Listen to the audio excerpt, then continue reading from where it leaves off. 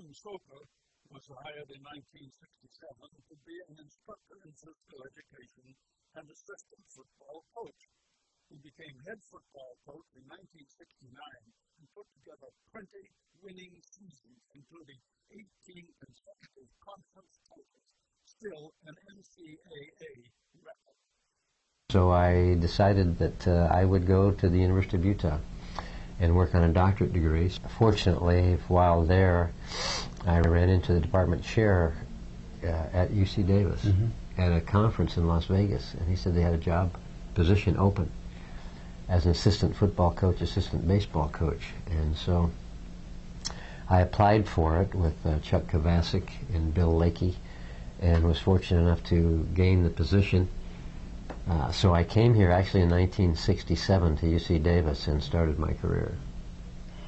What were you hired to do? I was hired to be, it was actually a 3-year position. Okay. And it was going to end after 3 years. It was an entree position for a young faculty person, and you were supposed to relinquish the position after 3 years. I was going to teach in the Department of Physical Education and coach as an assistant coach on varsity football and the head baseball freshman coach with Phil Swimley. So after about a year and a half, I started looking around for other opportunities, knowing it was going to end. And well, after two and a half years, the head football coach, who was Herb Schmallenberger, decided to retire from the position and work full-time in physical education. And I was fortunate enough to be named as the head football coach in 1970, and that was my first year of coaching. We set some central values for ourselves. Everybody that we played was going to be bigger, stronger, faster, and more talented than we were. Many of the schools we played were going to have scholarships and spring practice, and we were not. And so we had a lot to overcome, which gave us the impetus and the drive and the urge to succeed. So we set our central values with 3 things. One was how close we were going to be as a football team. And so we built our program on trust, unity, and togetherness. That nobody would be closer as a football team than we would be. So that became our foundation and the strength of our program. And we bonded considerably, and we developed a chemistry together as a coaching staff and as players that we felt almost became insuperable.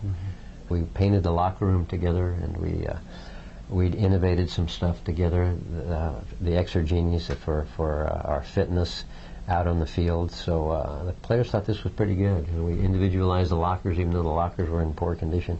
We put each player's name on there to show them that we cared about them.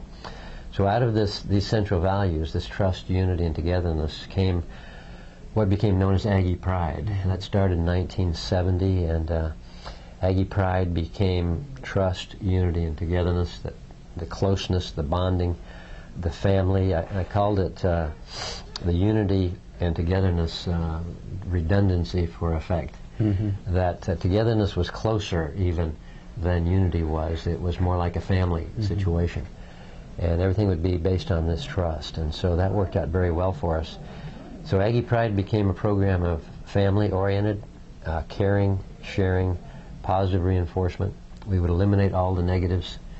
And so it was about praise, encouragement, building blocks, little steps towards confidence building. And we did our research. We studied the Dallas Cowboys for 10 years, who were America's team at that time.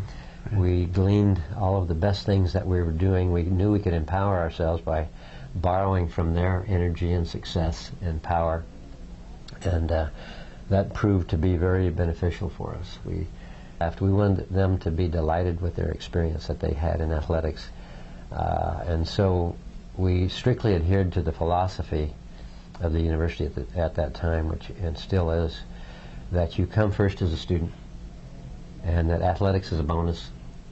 There were no scholarships, no spring practice, but we wanted it to be the best bonus, the best experience they could possibly have. So what we told the team was, our goal is to be the best team in America within the context of our philosophy. You come first as a student. If you have a paper you have to do, you've got some studying you have to do, there's going to be flexibility and time off and be able to do that. So it all fit in hand in glove very nicely, and belief is a big part of the whole thing. They say you see what you believe, and I really believe that's true. So we talked about the fact that if you think you can or you can't, you'll be right. So we developed a tremendous belief system, and we then the next year came from behind in 5 different games to win. We went 9-1. We tied for the conference title. And then the rest of the way is pretty much history. We went on from not having won a conference title in 21 years to winning the next 18 conference titles consecutively, which is the record now nationally in the United States. No other team has ever won more conference championships consecutively as the UC Davis Aggies. No matter what the division. Right. All divisions, all football programs in the United States. Yeah, that's right. Who are some of those players that you think of that really helps build the program and sustain it? The notable ones from the football team that went into professional ranks in either coaching or playing, Ken O'Brien comes to mind first. He was the #1 draft choice, which was remarkable, a program with no scholarships, no spring practice. Played 11 years with the New York Jets. He was a quarterback. Bo Eason was a defensive back, second-round draft choice in the NFL. Played about 8 years with the Houston Oilers, finished up with the San Francisco 49ers. Rolf Benerschke was a field goal kicker, drafted by the Oakland Raiders, and then subsequently went right away. We got waived and went to the San Diego Chargers and ended up kicking with them for 10 years and became a Hall of Fame San Diego Charger.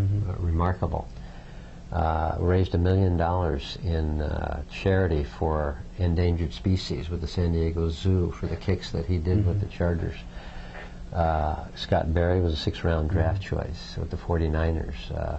Jeff Allen was a 6th-round draft choice. Rich Martini was, I think, a 7th-round draft choice. Casey Merrill, a 5th-round draft choice. Mike Morosky, a 6th-round draft choice. Played 8 years with the Atlanta Falcons. And then there were fellows like, Mike Wise was another, played with the Oakland Raiders. Paul Hackett went on from his coaching here and into the NFL, became head coach at USC, as we mentioned earlier. John Herrera was a wide receiver for us. He's now with the Oakland Raiders. There's 4 of our ex-players have Super Bowl rings. And that would be Paul Hackett, Jerry Attaway, who's with the 49ers as a strength and conditioning coach, Rich Martini, Super Bowl ring with the Oakland Raiders, and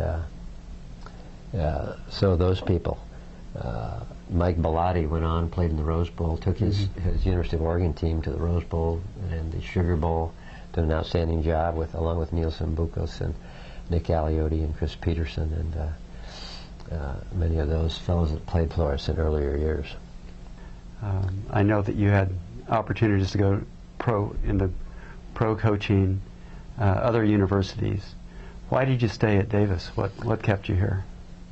Well, the opportunities that I had as we started to win down the line, and I've always felt this, one of the things I always told the team was from a speech that I had heard or had read about in the university newspaper, the Aggie, and it was from a rabbi who had spoken on campus that said that people go around half laughing and half crying many times because they're one place and they want to be somewhere else. And so consequently they're only giving of themselves 50%, 40%, 60%. And consequently in return, they're getting less than that in return. He said, you must be where you are, 100%, wherever you are. And so when I would talk to the team at the beginning of the year in our annual talk, I would say, you are now at UC Davis. You're not at USC. You're not at Notre Dame. You're not at Berkeley. Being here at UC Davis, this is where your greatness will come. But you must be here 100% with every fiber of your being. And so we taught them on and we programmed them very early, from the time they were incoming freshmen, that you earned everything that you got. All we wanted was the opportunity, and that you earned your way up through the ranks, and then and your best years probably as an individual player would come when you were a junior, senior, or super senior. But your greatness will come if you give everything of yourself while you're in the program. And so as we got better as a football team, and I started seeing opportunities, and I had a chance with the Oakland Raiders when John Madden was there as our offensive backfield coach. I had a chance to take the Northwestern position as an offering. A good chance for Cal and Stanford and Army Academy, Military Academy. And as I started to look around and see what was out there, I understood how wonderful this place was called UC Davis. And I always thought that UC Davis, from the early beginnings, we were like the Ivy League. We were kind of the Harvard, Dartmouth, Princeton of the West. And from here we can develop greatness. And so I truly believe that with my whole heart, because I knew how much more UC Davis had going, I thought, than from where I came in the state college system.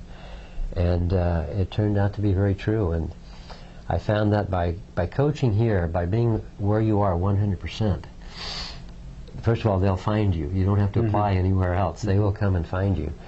And secondly, that it's such a wonderful place. It's just a great place to be. And so I found that from here I could coach in the East-West Shrine Game like the Division I coaches, which I did 2 years in a row.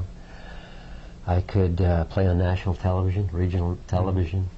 I could be in the American Football Coaches Association, be on the ethics committee for 3 years with all the top coaches. I mean, some of the top coaches in the United States, from Nebraska and Illinois and Texas. And so I was finding the longer I stayed that there was no real reason to leave anymore, because I could do the same kinds of things from here, and maybe even having the best opportunity.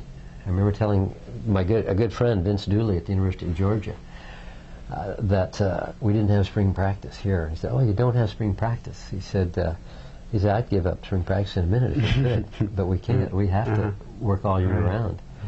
And he said, "That's a great job you have there." And so I started to understand that, yes, it really was a great job, and always was a great job. Talk about Dick Lewis for a moment. Dick Lewis was our trainer when I first arrived on campus as an assistant coach. And then when I became the head coach particularly, he and I worked closely together, long hours together, and bus trips together. And Dick is in our Hall of Fame for the university, our Athletic Hall of Fame. He's a legend. He did his training for 40 years, and he was a master at what he did. He had the kind of influence where he could just put his hand on your shoulder and you felt better. You felt a real warmth and well-being, and that really helped our football program. Plus he commanded respect and dignity in his training room. There was no swearing, no wearing your shoes in there. You had to have respect, and so it really influenced our players through our football program, through the training room, to do all the things that we wanted them to do. So Dick was a big influence and a great part of our athletic program through all those years. You're also inducted into the College Football Hall of Fame. What did that feel like? Well, the greatest enjoyment anybody could have is seeing all that hard work and dedication and passion you had for your chosen profession, and all the wonderful people that you worked with as coaches and players who... My success going into the College Football Hall of Fame in South Bend, Indiana, is due to the accumulation, the results of all of that work and all of those people, those great people, and all the coaches that I learned from when I played and coached. And it's the highest accolade you could have in college football. So that was hugely significant.